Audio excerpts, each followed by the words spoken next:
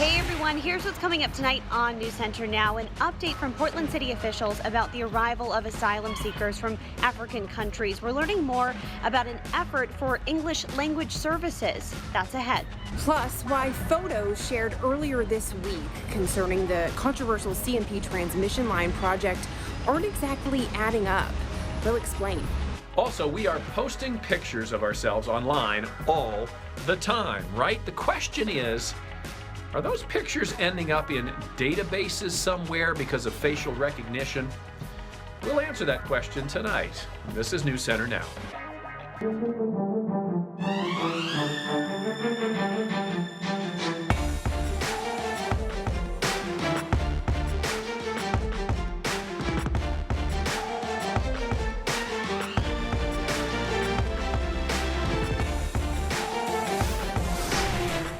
Good evening, everybody. Thank you for joining us tonight. I'm Lee Nelson. And I'm Lindsay Mills. An update tonight from Portland City leaders on what they're calling phase 2 of their response to the arrival of hundreds of asylum seekers from African countries.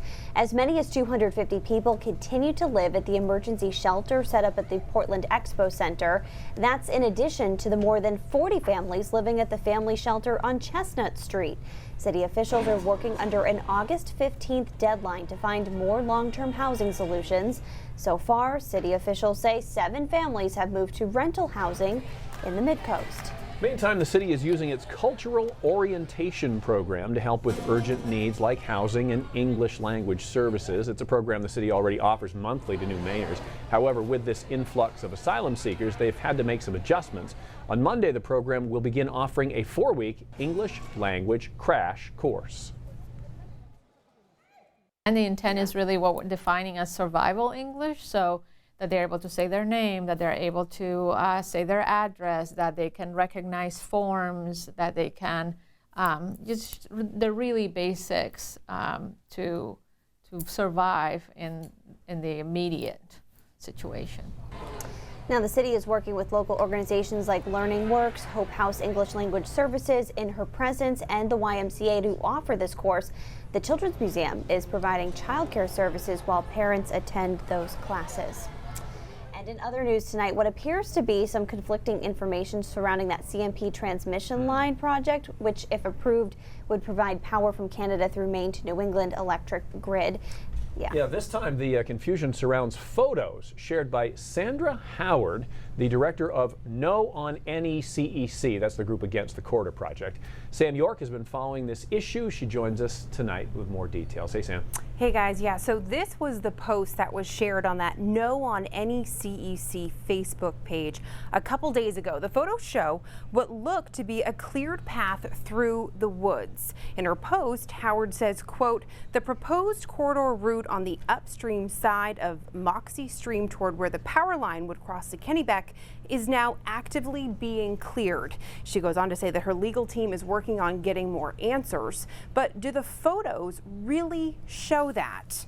Well, according to Maine's Department of Environmental Protection and Central Maine Power, that answer is no. The New England Clean Energy Connect actually shared this on their Facebook page last night, explaining that the photos are from the west side of the Moxie Stream. However, this particular section shown is not part of the proposed project line. Instead, they say it's where a path was cleared last fall to gain access to the Kennebec River to, quote, "gather information needed for the proposed design of the under river section." Now, earlier this afternoon, I spoke with Jim Beyer, who is not only the regional licensing and compliance manager for Maine's DEP, but he was actually the man who gave the green light for this clearing project to go through last fall. He explained that CMP's original proposal would have had the transmission line cross over the Kennebec River, caused some serious scenic viewing concerns. So instead, they suggested putting the line under the river, and they would have to look at the impact of that. The alternative with the least amount of impact was to put a temporary crossing across Moxie Stream and then take that piece of equipment up what's called the Lost Camp Road, which is an old road that kind of parallels the river. That has not been heavily used in a very long time. So they had to do a little bit of clearing in order to get that piece of equipment in there. And they did that last November and December. All right, so Sam, did they say what kind of maybe surveying was being done in that area? Yeah, so I was actually able to obtain an email from September 24th of 2018 between John Carroll, who is the director of corporate communications for CMP's parent company, Avangrid, and it was between him and Heidi Dion, who is the administrative secretary for the town of Jackman. And that explains what the crews from SW Coal Engineering would be doing. It says, quote, they will be conducting test borings to assess soil characteristics along the route as part of the design process for the power line structures. The crews will take a series of borings starting near the Canadian border and work generally east. The work at each site should take no more than 1 day, and it should have little to no impact on the logging operations or recreational activities. And so, Sam, it seems like that original post is possibly inaccurate. Yeah, so I've reached out to Sandra Howard a couple times today actually about that specifically, and she said that her legal team is still looking into things and she will circle back with an answer as soon as possible. All right, and then you'll circle back with us, right? Yes, I will. That's the way it works. Thanks, Sam, guys. thank you very much. All right, let's turn our attention to the weather. The streak is broken, I would Right. say, wouldn't you? Yes, it is. Yeah. Oh, At least nice as far as the days. sun goes. By the way, have you ever seen that meme that said being an adult is answering emails with "let's circle back on this later until one of you dies"? That's I think that's pretty That's accurate. like the story of my life. Yeah. All right. Dew points. Yeah. Today was not a pleasant day, and we didn't think that it would be. But dew points into the low and mid 70s in a lot of spots. Really, really humid out there, and a couple of showers and thunderstorms I'll show you in a second. Temperatures currently in the 80s for the most part, but when you combine that with the dew points, your heat indices are quite high, considering that we really didn't see much sunshine. We got into the 90s for the heat index around 2:30, 3 o'clock, and again doing that largely without sun. A couple of showers moving in from the west now into York and Cumberland County. This is light stuff. We do have a couple of areas of thunderstorms, though. This is the most interesting one here that is moving right now off to the south and east. Probably going to just miss Dover, Foxcroft, and on the way into Lincoln on the north side. It's not severe, but there's some heavy downpours along with that. Look at all the action down to our south, though. The lightning is crazy down across central and southern parts of Massachusetts. Looks like the severe weather will stay down to our south. Guys, we get a little bit of a break late tonight. The humidity drops. Tomorrow's going to be a weird day because it will feel kind of fallish. Capture that, bottle that, because the heat is on after that in a big way for the weekend. We're going to need that. Keith, thanks. Prosecutors say they will not proceed with charges against actor Kevin Spacey. The man who accused actor Spacey of groping him at a Massachusetts bar dropped his civil suit 2 weeks ago, and now the criminal case is over. We will have much more information on this story at our website and mobile app. Now we'll check some more headlines this evening, beginning with the sentencing of Mexican drug lord Joaquin Guzman, nicknamed El Chapo, of course. He found out today he's going to spend the rest of his life in a U.S. prison. A federal judge handed down that life sentence in Brooklyn this morning. Guzman convicted on multiple counts of an industrial-sized drug smuggling operation back in February. The sentence wasn't really a surprise. A life sentence was actually mandatory under federal sentencing guidelines. But the Justice Department asked a judge to tack on an extra 30 years, citing his illegal use of firearms as well. Amidst all the talk about the Apollo 11 anniversary, NASA is testing a new rover for a future Mars mission, and the organization wanted a place on Earth that's most like the surface of Mars. So, where are they doing this testing? Iceland, where the landscape and the weather is a little otherworldly, as they describe it. It's a self-driving rover. The Mars mission is scheduled to happen sometime next year. For the first time in a really long time, the number of people dying from drug overdoses appears to be falling. This is according to a brand new report released today by the CDC. And it shows there were almost 68,000 fatal overdoses last year, still a lot. And this data is preliminary, so experts caution the numbers might increase a bit. 2 years ago, though, there were 70,000 fatal ODs at this time. In Maine, there were 282 drug overdose fatalities in 2018, which is a 5% drop from the year before. New Hampshire middle and high schools are now required to provide free feminine hygienic products to students, calling it an issue of equality and dignity. The governor there signed a bill today to require all female and gender-neutral bathrooms in middle and high schools to stock free menstrual products. There have been a lot of you talking about this story on social media. Supporters say a lack of access to such products contributes to period poverty, is what it's so called, as girls whose families can't afford the products stay at home or miss class when they have to get the supplies from a school nurse. Opponents say the bill amounts to an unconstitutional, unfunded mandate. And we want to hear what your thoughts are on this. So if you join the conversation right now on our Facebook and YouTube live streams, we'll take a look. Yes, we shall. All right, coming up, a major cell phone provider has a serious data breach. We're going to find out why, which company and which customers are affected. Yeah, plus a look at the numbers from Amazon's two-day Prime event, a sale that has more clout when it comes to the busiest shopping days of the year now.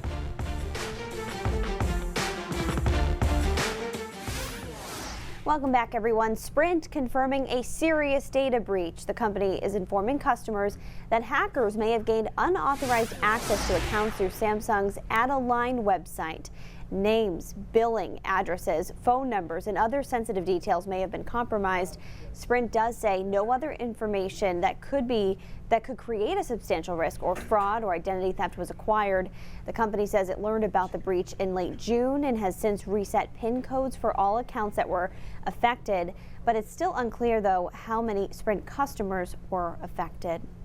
A new poll shows investing in real estate is still the preferred option for a lot of Americans who are looking for financial security. This poll done by Bankrate.com, and it said 31% of Americans say that real estate is the best way to invest if it is money they wouldn't need for 10 years or so. Breaking it down, investing in real estate was the top pick among millennials, that's age 23 to 38, Gen Xers, ages 39 to 54, and baby boomers, 55 to 73. The stock market was a distant second. Cash investments, savings accounts or CDs came in third. And lastly, a majority of Americans said lower interest rates would not make them more likely to invest in the stock market or borrow money or put cash into savings accounts or CDs.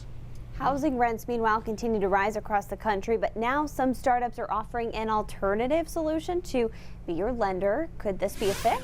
After more than a decade of economic growth, the price of real estate remains high, so less people are choosing to buy homes and instead they're renting, raising demand and forcing prices sky high. Real estate experts say they're explaining. Why do rents continue to be so high? The answers I come across, unfortunately, in certain areas across the country is investors don't want to lose their investments, so they're going to keep the prices as high as they can for as long as they can. And people hanging on to inventory so that they don't flood the market so that the prices of those rents don't go down. That's very intentional as well. So what is it that these startups are offering, and is it risky? We're going to find out more tonight on this on NBC Nightly News. It's an ongoing series called The Price You Pay. Up next, how the pictures you post on social media are helping to advance a type of technology. Yeah, plus Keith will let us know what the weather will be like. That's coming up.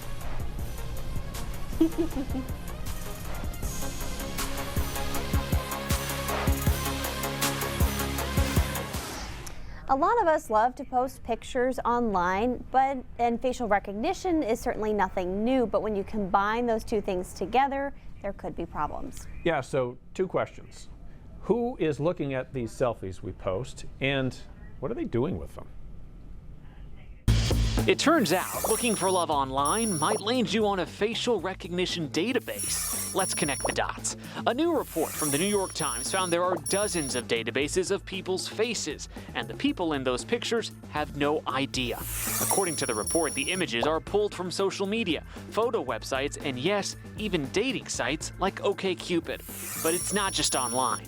Cameras in restaurants and universities are used as well. Privacy advocates say these collections are being gathered by everyone from Stanford University to Facebook and Google. The idea being the more pictures you get, the more you can train artificial intelligence to recognize people and look for patterns. Activists say the concern is some of these databases are being shared with private companies, and there are very few rules and regulations about what they can do with them. A reminder that privacy is harder and harder to come by these days. Connecting the dots, I'm Marcelino Benito. This, of course, timely because so many people are doing that Face App challenge we're seeing. That makes you look older or younger or whatever. And I totally went down the rabbit hole last night, and I was Googling, just there's got to be more to this, right? And there are some rumors going around that maybe there's some Russian involvement. Right. Is it a way to hack into your accounts and stuff like Yeah. that? So, yeah, we're going to talk about that in the next half hour, right? Very good. All right. So that's called a tease because I'm I'm gonna not telling you the answer. That was right now. very professional. That's why I'm gonna let somebody else who has it do mine, because I was like, somebody in the newsroom already has it. So. Yeah, you can allow access to just the camera and not your camera roll. Or that is so an they option. say. Yeah, that's true. That's true. Exactly. Wow, I Lee took their word Goldberg for back that for one. the evening. That's good.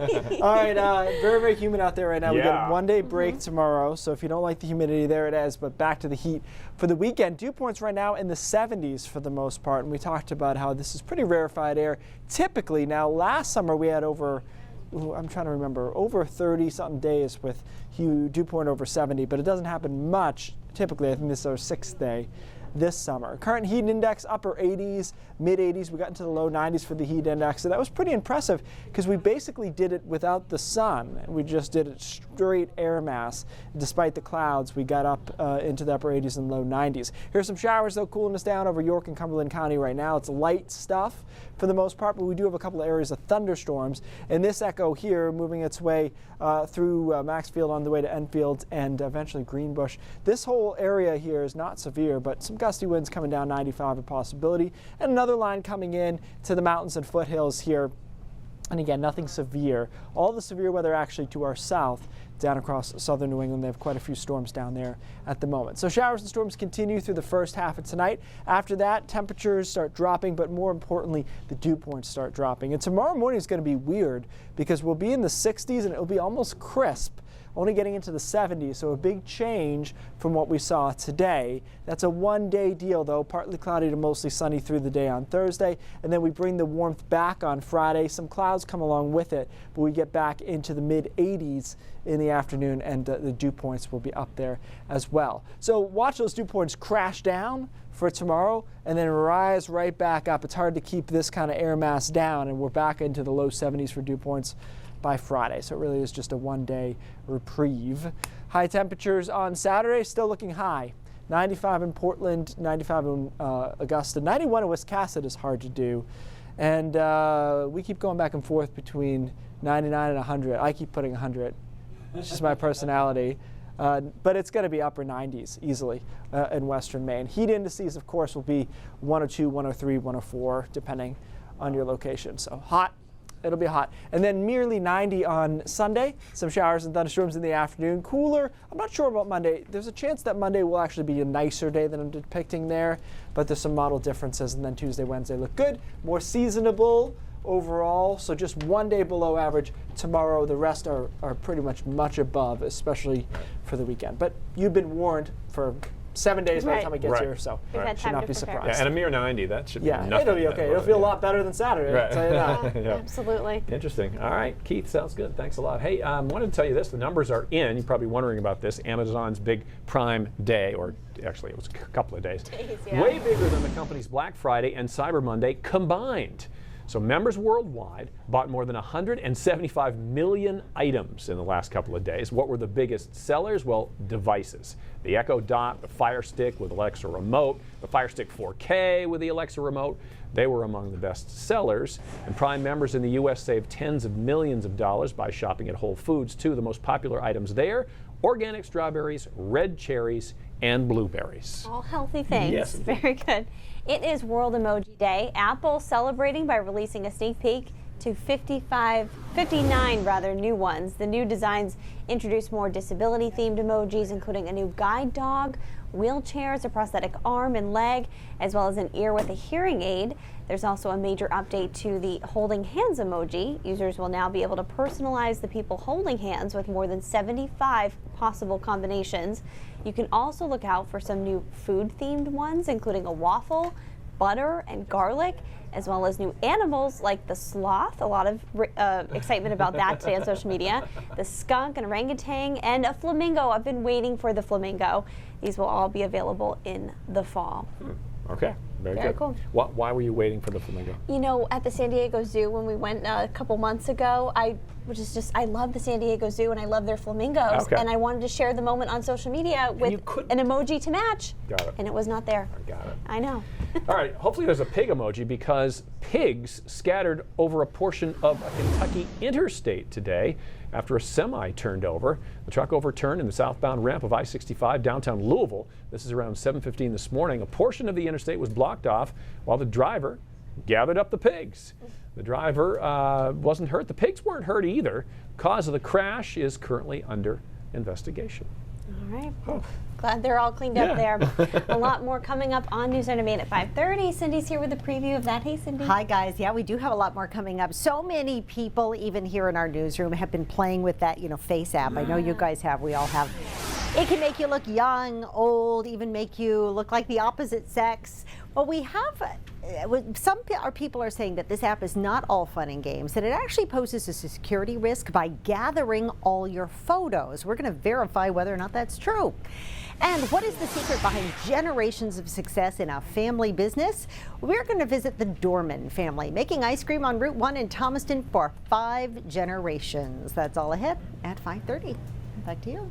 That's a Now long I'm time to craving make ice cream. 5. Wow. That's a lot of ice cream. Yeah. Can't wait to hear their secret to maybe their secret ingredients. Yeah, I perhaps. don't know. All right, we'll see you guys in a bit. We're back after this.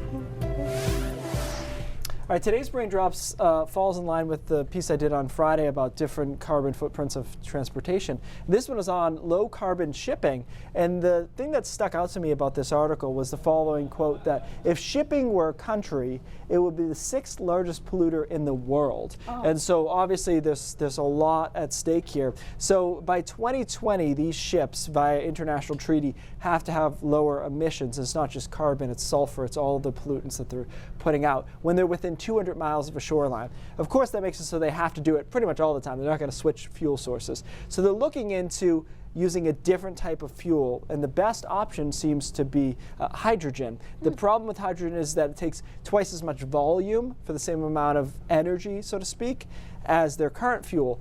But they think there's a way around this, which is they won't need their internal combustion engines anymore.